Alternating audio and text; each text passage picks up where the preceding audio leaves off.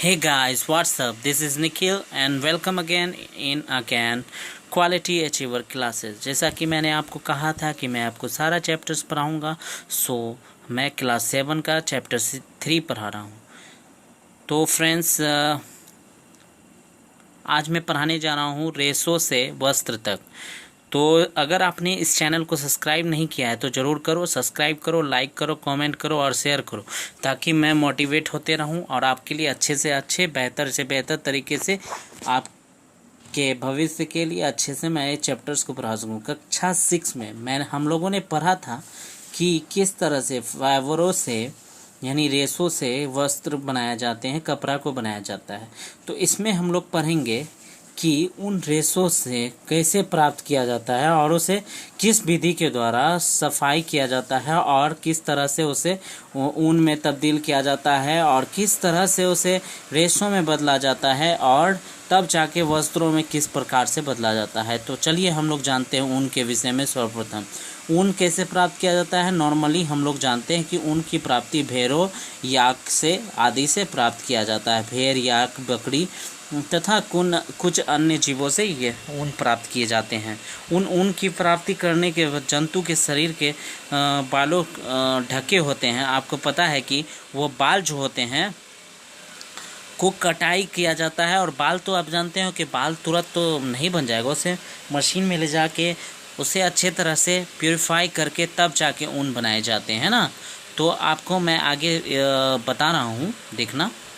क्रियाकलाप दिए हुए हैं, आप देख सकते हो कि त्वचा के निकट उपस्थित तंतु रूपी मुलायम बाल होते हैं। तंतु रूपी मुलायम बाल जो होते हैं कर्तित ऊन बनाने के लिए रेशे प्राप्त किए जाते हैं। किससे? भेड़, बकरी आदि से। ऊन प्राप्त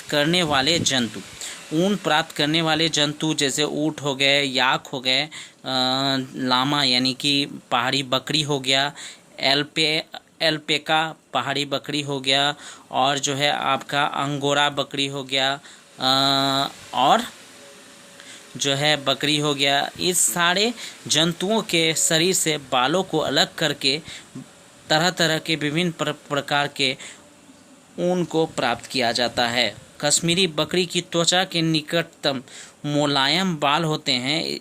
इससे बेहतरीन शॉल को बनाया जाता है। आपको पता है कि बेहतरीन शॉल को किससे बनाया जाता है? तो बकरी, जो कि कश्मीरी बकरी के द्वारा बनाया जाता है। ओके फ्रेंड्स, अगला जो पॉइंट्स है, बहुत ही इंपॉर्टेंट पॉइंट्स है, वो रेशों से ऊन तक किस तरह से रेशे प्राप्त किया जाता है और कैसे ऊन बनाया जाता है। तो सबसे पहले आपको पता है कि हमें अगर रेशे चाहिए तो उसके लिए भेड़ का पालन किया जाएगा। ये प्राचीन प्रथा और उसे प्रजनन क्रिया भी करवानी होंगी, ताकि भेड़ की प्रजाति हमारे आसपास बनी रहे और हमें प्राप्त ऊन एकदम पर्याप्त मात्रा में मिलती रहे।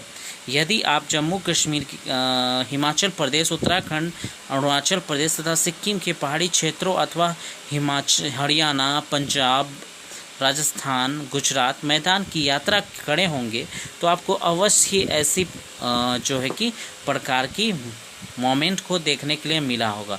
सबसे ज़्यादा ऊन तो हालांकि ऑस्ट्रेलियाई क्षेत्र में होती है, वहाँ पे आदमी का मुख्य रूप से बकरी को पालन करते हैं। ठीक है फ्रेंड्स, आगे जो हम लोग पढ़ते हैं भेड़ का पालन और प्रजनन। तो इसे चारे के लिए अतिरिक्त दाल, मक्का यानी कि आप पालेंगे तो उसमें पोषण करवाना भी ज़रूरत पड़ेगा ना। अगर पोषण नहीं होगा तो वो सही तरह से ग्रो नहीं हो पाएगा। ग्रो नहीं होगा तो हमें अच्छे से ऊन नहीं मिल पाएगा। So it is most important. Okay, next जो इसमें पॉइंट है जानने लायक है कि भेड़ों को ऊन के लिए पाला जाता है। ये तो जानते ही हैं, ऊन के लिए ही पालते हैं हम लोग। फिर रेशों को ऊन से संसाधित करना।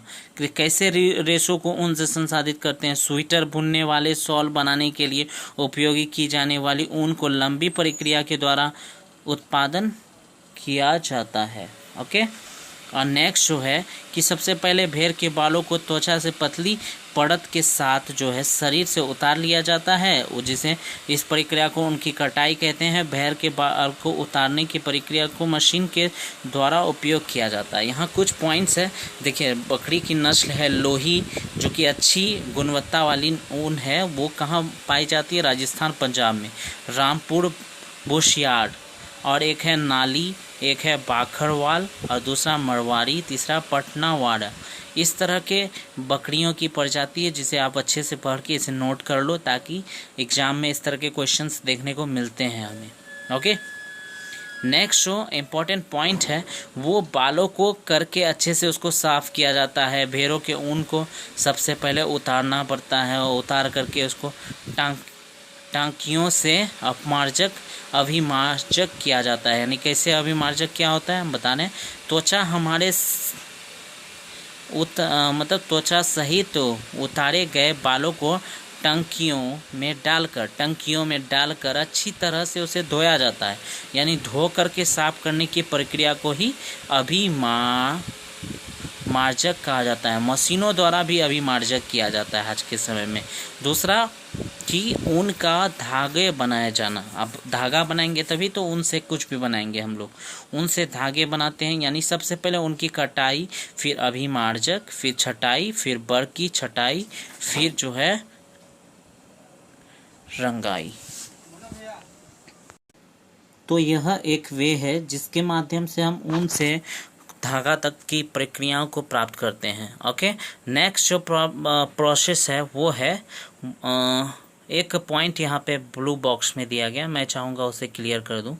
ऊन हमारे उद्योग में अनेक व्यक्तियों के लिए जीविकार्जन का महत्वपूर्ण सोर्स है, लेकिन छटाई करने वाले का कार्य जोखिम भरा है, क्योंकि कभी कभी वे एथेंक्स नामक जीवाणु द्वारा संक्रमित हो जाते हैं, जो एक घटक रक्त रोग का कारक है, जिसे सोरटस रोग कहते हैं। किसी भी उद्योग के कारीगरों के लिए यह जोखिम भरा कार्य है। तो इसमें एक परेशानी भी है, आई थिंक कि इसे हम लोगों को क्लियर कर लेना चाहिए, ताकि हमें समस्याओं से दूर रह सके। तो ये जो प्रोसेस था उसे करने के बाद ही ऊन प्राप्त होता है। मैंने इसे क्लियर कर दिया। ओके, नेक्स्ट जो प्रोसेस है वो, नेक्स्ट जो प्रॉब्लम्स है और क्वेश्चन है वो रेशम को किस तरह से हम लोग प्राप्त करते हैं। तो रेशम जो है मेनली शहतूत के वृक्ष पे एक रेशम कीट होता है, उसी के पाल कर हम लोग जो है सेरिकल्चर नामक व्यवस्था के द्वारा जो है कि रेशम को पाया जाता है, मतलब रेशम की प्राप्ति करते हैं, और उसे भी कुछ प्रोसेस के द्वारा ही प्राप्त करते हैं। जैसे रेशम कीट का जीवन चक्र क्या होता है, रेशम तो उसमें भी तो ज़रूरत है रिप्रोडक्शन या प्रजनन, क्योंकि अगर ऐसा नहीं होगा तो रेशम कीट कैसे रेशम को एक बड़ी मात्रा में हम लोगों को प्राप्त करा सकेंगे।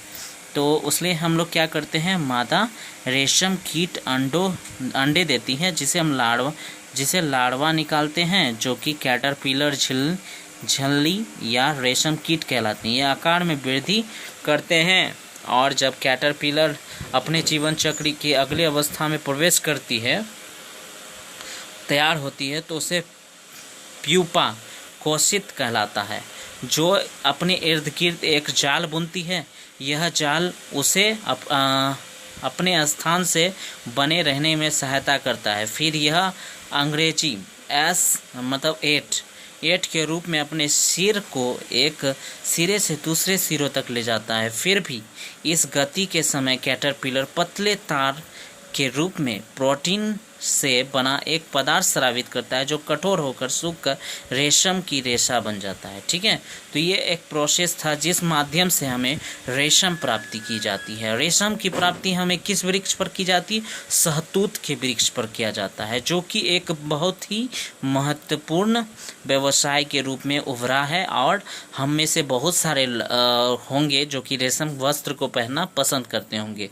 तो ये जो प्रक्रिया है जिसके द्वारा रेशम के फाइबर्स प्राप्त किए जाते हैं, और रेशम के फाइबर से धागे बनाए जाते हैं, फिर धागों से जो है कि रेशम के वस्त्र तैयार होते हैं। ओके फ्रेंड्स, नेक्स्ट जो पॉइंट है आप देखिए, एक यहाँ पे कोकून कोकून से रेशम तक, कोकून यानी छोटे रेशम कीट हैं उसके माध्यम से जो है कि वहाँ तक पहुँचाया जाता है। रेशम प्राप्त करने के लिए रेशम कीटों को पाला जाता है और उससे कोकून को एकत्रित करके रेशम फाइबर प्राप्त होते हैं। वही कोकून यानी जो ईंट जैसा जाल बनाया जाता है, उसी से रेशम प्राप्त किया जाता है। ये आप देख सकते हो किस तरह से रेशम कीट को मतलब कोकून है और उस कोकून, ये छोटा सा कोकून है जो जिससे रेशम धागे बनाए जाते हैं। ओके फ्रेंड्स, आगे हम लोग पॉइंट पे चलते हैं। आप देखिए रेशम की खोज सर्वप्रथम किसने किया था?